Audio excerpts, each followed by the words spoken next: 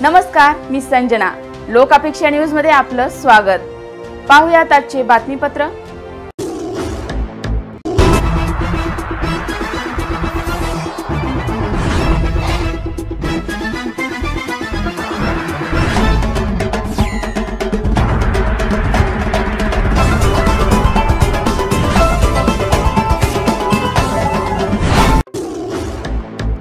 तंत्रज्ञानाचा वापर करून 10 मजली इमारत फक्त 28 तास आणि 45 मिनिटात बांधण्यात आली.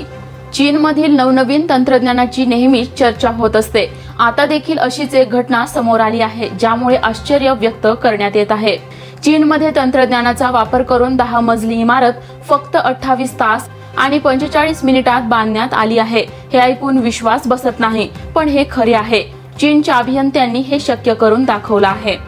चीनच्या चांगशा शहरात 28 तास आणि 45 मिनिटांमध्ये 10 मजली इमारत उभारून तयार झाली आहे.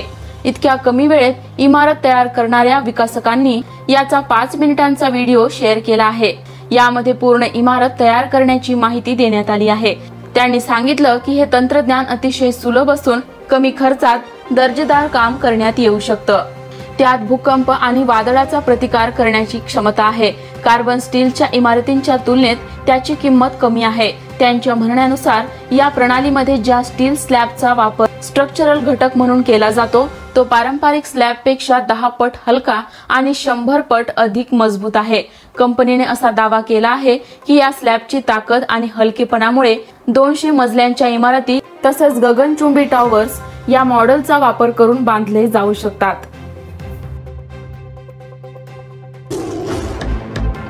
तुमचे नियम नव्हे, भारतीय कायदेच मानावे लागतील.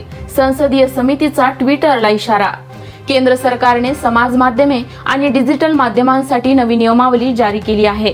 त्याचे पालन करण्यास ट्विटर वगळता अन्य सर्व माध्यमांनी तयारी दर्शवली आहे. मात्र ट्विटरने नियमावलीचे पालन करण्यास नकार दिला. त्या पार्श्वभूमीवर नागरिकांच्या माहितीची सुरक्षा आणि ट्विटरचा होणारा गैरवापर या विषयावर खासदार शशी थरूर यांच्या अध्यक्षतेखालील संसदेच्या माहिती आणि तंत्रज्ञान विषयक स्थायी समितीने ट्विटर इंडियाच्या प्रतिनिधींना समितीसमोर पाचारण केलं होतं. समितीने ट्विटर इंडियाच्या प्रतिनिधींना समाज माध्यमांचा होणारा गैरवापर, डेटा सिक्युरिटी आणि नागरिकांची सुरक्षा याविषयी ट्विटरच्या प्रतिनिधींची जबानी नोंदवण्यात आली. समितीच्या सदस्यांनी ट्विटरच्या प्रतिनिधींवर प्रश्नांची शरबत्ती केल्याचे समजते. ट्विटर इंडियाची कार्यप्रणाली आणि व्यवस्था याविषयी विविध प्रश्न विचारण्यात आले.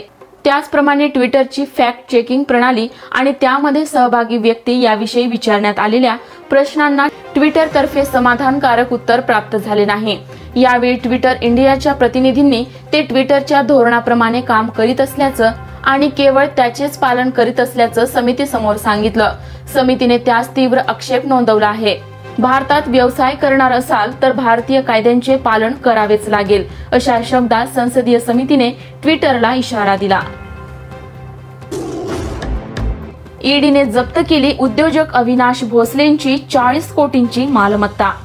अंमलबजावणी संचालनालय अर्थात ईडीने पुण्यातील उद्योजक अविनाश भोसलेंची 40 कोटींची मालमत्ता जप्त केल्याची माहिती दिली आहे. गेल्या काही महिन्यांपासून अविनाश भोसलेंची ईडीकडून चौकशी सुरू झाली होती. त्यानंतर मनी लॉन्ड्रिंग प्रकरणी गुन्हाही नोंद करण्यात आला होता. अविनाश भोसलेंच्या पुणे आणि मुंबईतील मालमत्तांवर ईडीने छापेही टाकले आहेत. त्यानंतर ही कारवाई करण्यात आली. पुण्यातील प्रसिद्ध बांधकाम व्यावसायिक अविनाश भोसले हे गेल्या काही महिन्यांपासून ईडीच्या रडारवर होते. भोसले यांची 40 कोटी 34 लाख रुपयांची मालमत्ता जप्त करण्यात आली आहे. ईडीने भोसले यांची मालमत्ता फेमा कायद्याअंतर्गत जप्त केली आहे. भोसले यांची मनी लॉन्ड्रिंग प्रकरणात 2 वेळा चौकशी झाली आहे. चौकशीनंतर त्यांना सोडून देण्यात आलं होतं. या प्रकरणात त्यांच्या कुटुंबियांचीही चौकशी केली होती. यानंतर आता ईडीने भोसले यांची 40 कोटी 34 लाख रुपयांची मालमत्ता जप्त केली आहे. भुकेलेल्याला किंवा बेरोजगाराला योग करायला लावणं अत्यंत क्रूरपणाचं आहे. माजी न्यायमूर्ती मार्क डे काटजू यांनी मत व्यक्त केलं. 50% बालक कुपोषित आहेत, 50% महिला अॅनामिक आहेत, बेरोजगारीने विक्रम मोडलेत, अशात हे योग दिन वगैरे मला नौटंकी वाटतं, असं मत सर्वोच्च न्यायालयाचे माजी न्यायमूर्ती मार्क डे काटजू यांनी व्यक्त केलं. जनसत्तासाठी लिहिलेल्या लेखात त्यांनी योग दिन आणि मोदी सरकारवर जोरदार टीका केली आहे। या लेखामध्ये त्यांनी म्हटलं की महागाई वाढत आहे, शेतकरी संकटात आहेत, जनतेला पुरेशा आरोग्य सुविधा नाहीत, अशा परिस्थितीत त्यांना योग करायला लावणं निरर्थक आणि चुकीचं आहे। हे म्हणजे ज्यांच्याकडे खाण्यासाठी साधी भाकरीही नाही त्यांना केक खायला लावण्यासारखं आहे। भारतातल्या लोकांना सध्या जेवण, नोकरी, निवारा, आरोग्य सुविधा, शिक्षण अशा जगण्यासाठीच्या गोष्टींची गरज आहे। कोणा भुकेलेल्याला किंवा बेरोजगाराला योग करायला लावणं अत्यंत क्रूरपणाचं आहे, असंही ते या लेखात म्हणतात। योगाने आरोग्य सुधारतं आणि मन शांत होतं, मात्र कोणा बेरोजगाराचं, गरीबाचं, उपाशी असलेल्या व्यक्तींचं मन शांत होईल का? कुपोषित लोकांचं मन शांत होईल का? असा प्रश्नही या लेखातून उपस्थित केला आहे। अनेक लोक मला विचारतात की मी स्वातंत्र्य दिन, प्रजासत्ताक दिन, दिवाळी, होळी यांच्याही विरोधात आहे का? मग फक्त योग दिनाच्या विरोधातच का? त्यांना मी सांगू इच्छितो की मी ह्या सणांच्या विरोधात नाही, मी फक्त राजकीय हेतू साध्य करण्यासाठी त्यांचा वापर करण्याच्या विरोधात आहे, असंही त्यांनी म्हटलं। कोरोनाच्या तिसऱ्या लाटेला थोपवण्यास राज्य सरकार सज्ज, मुख्यमंत्र्यांनी दिल्या महत्त्वाच्या सूचना। येत्या काही काळात देशात कोरोनाची तिसरी लाट येण्याची शक्यता वर्तवण्यात येत आहे। महाराष्ट्रात देखील संभाव्य तिसऱ्या लाटेचा धोका वाढलेला असून त्यामुळेच आता कोरोना संसर्गाच्या तिसऱ्या लाटेचा संभाव्य धोका लक्षात घेऊन मुख्यमंत्री उद्धव ठाकरे यांनी पुन्हा एकदा आरोग्य सुविधांचा आढावा घेत काही महत्त्वाच्या सूचना केल्या आहेत। राज्याच्या ग्रामीण भागातील आरोग्य केंद्रांच्या पायाभूत सुविधांची जी बांधकामे प्रगतीपथावर आहेत ती आधी पूर्ण केली जावी। त्यानंतर नवीन आरोग्य संस्थांना मान्यता देताना त्याचा प्राधान्यक्रम निश्चित केला जावा, अशा सूचना मुख्यमंत्री उद्धव ठाकरे यांनी केल्या आहेत। दुर्गम भागातील आरोग्य सुविधांसाठी उद्योजक संस्थांची मदत घेता येईल का याचाही विचार करावा, असंही मुख्यमंत्र्यांनी म्हटलं। मेळघाट, जव्हार, मोखाडा यासारख्या आदिवासी भागातील आरोग्य संस्थांचे सक्षमीकरण वेगाने करावे। कोरोना संसर्गाच्या संभाव्य तिसऱ्या लाटेला सामोरे जात असताना किती आरोग्य सुविधा, ऑक्सिजन आणि औषध साठा लागेल याची निश्चिती करा। दररोज 3000 मेट्रिक टन ऑक्सिजन निर्मितीचे उद्दिष्ट पूर्ण करताना राज्याची ऑक्सिजन निर्मिती क्षमता वेगाने वाढवावी, असं मुख्यमंत्र्यांनी अधिकाऱ्यांना सांगितलं। दरम्यान कोरोना पुन्हा वाढल्यास मागील चुका पुन्हा होऊ नये यासाठी राज्य सरकार तयारी करत असल्याचं चित्र समोर येते। राज्यात कोरोना स्थितीसाठी डॅशबोर्ड तयार करण्यात येत आहेत, त्यावर सर्व जिल्ह्यांची पूर्ण माहिती असणार आहे। 2 दिवसांच्या अधिवेशनाचा प्रस्ताव, आक्रमक होत फडणवीस बैठकीतून बाहेर। पावसाळी अधिवेशनाच्या कालावधी संदर्भात आज विधिमंडळ कामकाज सल्लागार समितीची बैठक झाली। या बैठकीत सरकारने 2 दिवसांचं पावसाळी अधिवेशन असावं असा प्रस्ताव बैठकीत सादर केला। यावरून आक्रमक होत विधानसभेचे विरोधी पक्षनेते देवेंद्र फडणवीस बैठकीतून बाहेर पडले। त्यानंतर त्यांनी माध्यमांशी संवाद साधताना राज्य सरकारवर जोरदार टीका केली। राज्याचं पावसाळी अधिवेशन होऊ नये यासाठी कोरोनाचं कारण राज्य सरकार देत आहे। जेव्हा जेव्हा अधिवेशन जवळ येतं तेव्हा कोरोनाची रुग्णसंख्या वाढल्याच्या बातम्या समोर येतात। कोरोनाचा बहाणा पुढे घेऊन राज्याचं अधिवेशनच घेऊ नये असा सरकारचा प्रयत्न आहे। केवळ 2 दिवसाचं अधिवेशन घेण्याचा सरकारचा डाव आहे, असा आरोप देवेंद्र फडणवीस यांनी केला। एकीकडे राज्यात हजारोच्या संख्येने पक्ष कार्यालय उद्घाटन चाललंय, मग अधिवेशन का नाही असा प्रश्न करत विरोधी पक्षाने विधिमंडळ बैठकीवर बहिष्कार टाकला। या आघाडीकडून लोकशाहीची थट्टा सुरू असल्याने आम्ही बैठकीतून बाहेर पडलो, असं फडणवीसांनी सांगितलं। मुदखेड शहरामध्ये वंचित बहुजन आघाडीच्या वतीने इंधन दरवाढीच्या विरोधात तहसीलदारांना निवेदन। सोमवारी म्हणजेच 21 जून रोजी मुदखेड येथे वंचित बहुजन आघाडीच्या वतीने इंधन दरवाढीच्या विरोधात तहसीलदारांना निवेदन देण्यात आलं। मागील 1.5 वर्षांपासून गोरगरीब जनता कोरोनासारख्या गंभीर आजाराशी लढत असून त्यातच केंद्र सरकार आणि राज्य सरकारने जीवनावश्यक वस्तूंचे तसंच पेट्रोल आणि डिझेलचे दर वाढवून आगीत तेल ओतण्याचे काम केले आहे। इंधन दर वाढल्यामुळे सर्व वस्तूंचे दर आपोआप वाढत असतात, कारण व्यापारी हे दळणवळणाचा खर्च वस्तूचे दर वाढवून वसूल करीत असतात।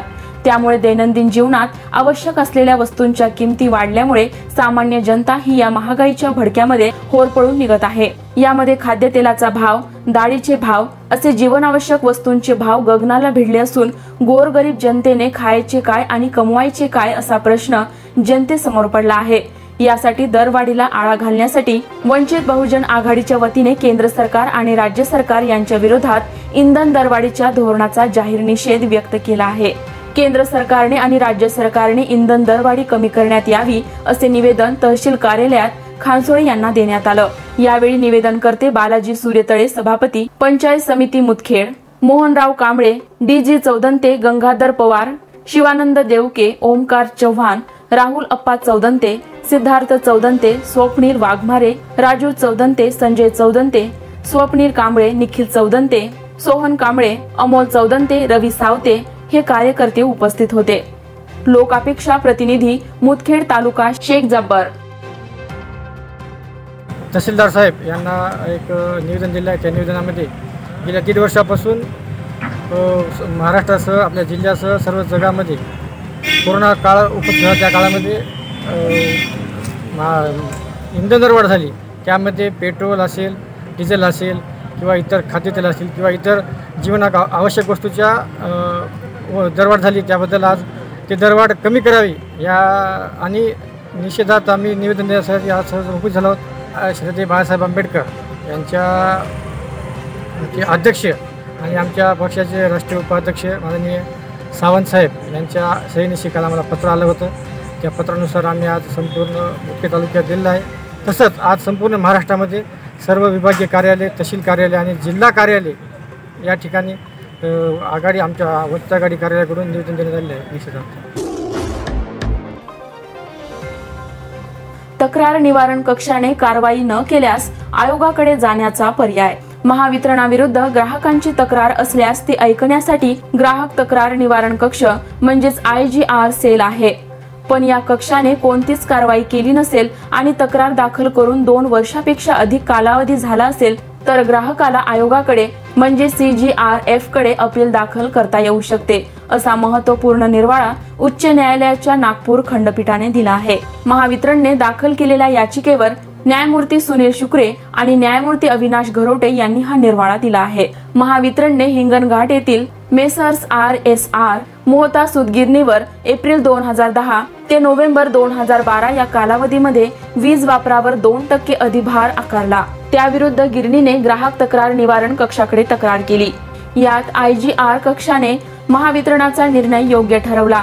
त्यानंतर त्यांनी ग्राहक तक्रार निवारण आयोगाकडे अपील दाखल केले, पण आयोगाने 2 वर्षाच्या मुदतीत अपील दाखल न केल्याने त्यांचा दावा फेटाळला। त्याविरुद्ध लोकपालाकडे अपील केले असता 26 ऑगस्ट 2017 आयोगाचा निर्णय अवैध ठरवून महावितरणाचा अधिभार आकारण्याचा 1 जून 2015 निर्णय रद्द केला।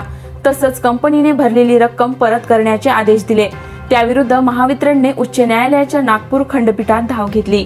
सर्व पक्षांची बाजू ऐकल्यानंतर न्यायालयाने म्हटलं की विद्युत कायद्याच्या कलम 42(5) अंतर्गत 2 वर्षापासून महाराष्ट्र वीज नियामक आयोगाअंतर्गत ग्राहक तक्रार निवारण कक्ष आणि वीज लोकपालची नियुक्ती करण्यात येते। त्याशिवाय वीज संदर्भातील दावे निकाली काढण्यासाठी अंतर्गत तक्रार निवारण कक्षही आहे। IGR सेलकडे 2 वर्षाच्या आत तक्रार करायची आहे, पण आयोगाकडे ही तक्रार दाखल करण्याची मुदत 2 वर्ष आहे। पण कक्षाकडून कोणतीच कारवाई करण्यात आली नसल्यास तक्रारदार आयोगाकडे अपील करू शकतो, असं उच्च न्यायालयाने स्पष्ट केलं। या बातम्यांसह इथेच थांबूयात।